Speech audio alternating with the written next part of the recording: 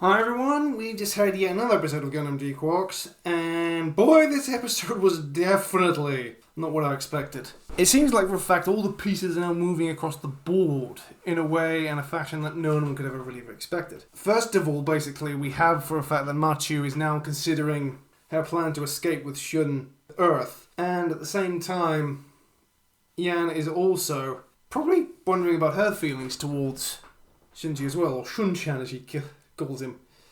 And in fact, it's even revealed in the episode the fact that they had a conversation about it where they asked each other about their feelings for him. So I was at least right on that part. There is a bit of a love triangle brewing between... There was a love triangle, I should say. But what really surprised me about this episode was, I think for a fact, that box, I reckon, with the fact of... Yeah, I was right about the fact that the Titans have appeared, or the Federation terrorists, more specifically they're Titans. So there's that. And at the same time, we got two very nice references. The first of all, the fact was the clan battle itself, apparently fighting in the colony. And at the same time, the military police are cracking down on just about everything. Everyone knows something is about to go down, but they don't know what it is yet. And it turns out, for a fact, the air conditioning unit was basically Gundam GQuuuuuuX's version of the Psycho Gundam Mark II. Or maybe just this version of the Psycho Gundam. Its model number was MRX-10. And we even had the Hammurabi, also playing a role in the battle. So we know for a fact at least the Titans, or an organisation like the Titans, does exist in this timeline. Also, it seems like for a fact that Cassilia is making her moves and plans forward. Basically, we know why she went to side 6. What Zeon really wants is they want money to build basically some sort of construction project on Earth. And of course, the president, being the greedy little bugger he is, basically he wanted to join him with some of that money. And apparently he was quite enthralled with himself, having Cassilia eating out of his hand. Like the fat cat he is. And at the same time, anyway, moving on to the battle. So it turns out for a fact, yeah, the air conditioning unit was the Psycho Gundam Mark II, or I think maybe just this version of the Psycho Gundam. And it turns out their plan was to kill Lady Cassilia. I think, or possibly it is true, for I think Zeon is quite dangerous. Also, in the course of the episode as well, that Amate has been grappling with a lot of stuff, and she wants to be able to do something about it. So, of course, she goes off to get the money. But her boss, or the Pomeranian's team manager, confronts her. And, of course, quite possibly, there's also a gun on this everything for protection. Anyway, she said, in fact, Amate doesn't have the guts. Well, she fires the gun anyway, and then goes off to fight. But then, all of a sudden, Yan is in the Gundam GQuuuuuuX, and Shunji is in the Gundam...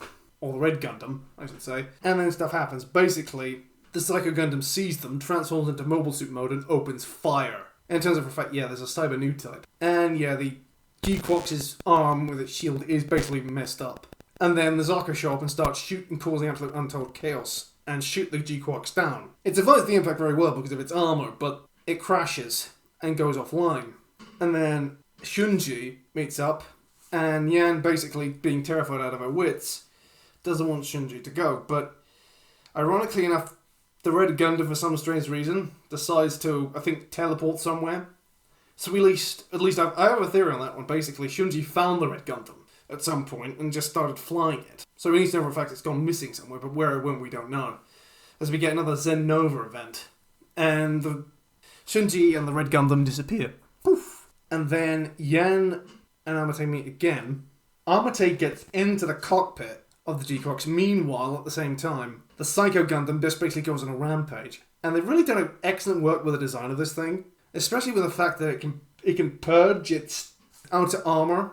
And basically this is the reflective bits of the original. But it also has the beam gun hands and the knife field. And then it just goes on a complete and total rampage. It does reach its target of trying to kill Cassilia, but who should come to the rescue but Xavier in the GQuuuuuuX version of the Gurren. Of the Gian, I should say. And basically this version of the Browbro, or the Kakaroga as it's called, also shows up. And then Charlie Bull himself defeats both the Psycho, what I think is the Psycho Gundam, after the fact the Soden, which is the Zeon's name for the white base, tries and fails several times to try and prevent it from getting too close. Includes trying to ram it and just opening fire with its mega particle cannons, to no avail. But then the battle just goes south until Charlie Ball shows up in the Kakaroga, which is this universe timeline's version of the Brabro, and basically he just destroys both machines using his new type abilities and his new type weapons. And then, as Armate tries to escape in the GQuuuuuuX, there's another possibility of another Zen Nova, as her new type powers run out of control. All the while, the Side 6 military police are in hot pursuit, trying to shoot her down. But it's a testament, I think, just how fast a new type powered machine can react. But she herself is rescued by Charlie Bull as she runs out of energy, or she just collapses out of exhaustion. And it turns out that this version can also assume some kind of mobile suit thing. Basically, there's a mobile suit component that pops out the armor, and he catches. I'm not sure this is either a refit that was done to it to keep it relevant, or just something that the Xeon engineers just did at the time. And he then catches it and then flies off to the Soden.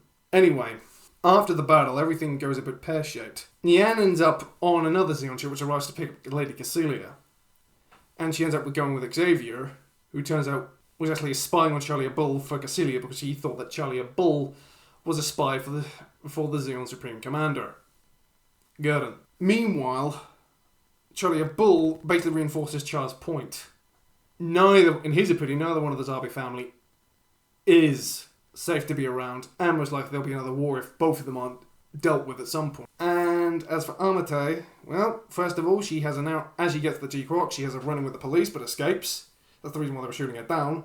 And then eventually she becomes a prime suspect in the terrorist incident. I think, for lack of a better word, the two actual perpetrators are dead. And Side 6 has nothing really better to do.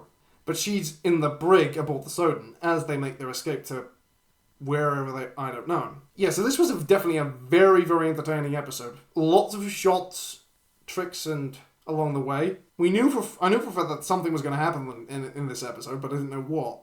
And now the fact that Red Gundam's gone missing, there's a lot more going on. And we're actually about to see exactly what Xeon's like. And at the same time, everything is very precarious. All it takes is one bad move from Cassilia or Gurren's power trip just to get that little bit more worse. Or perhaps just going keeping him backwards. We don't even know if he's alive. But if he is, quite possibly, he's not very well. And then the whole thing just starts all over again. And if the level of destruction is true, we know that the colony did occur in this timeline. Then it's all holds barred on what happens next. And this event could be disastrous. But it was definitely a very good episode all the same. Gundam GQuuuuuuX is quite literally, I think, redefining the formula of what I'd expected. I wish there could be more episodes, but nonetheless, it's really setting itself up quite a lot. Hopefully, we'll get more. Critically, what I really want to know is just how certain events have transpired as well. Like, why Char just went poof, and everything else. Well, I believe it was a challenge. Please leave a like, comment, and subscribe, and I'll catch you on the next one. Cheerio!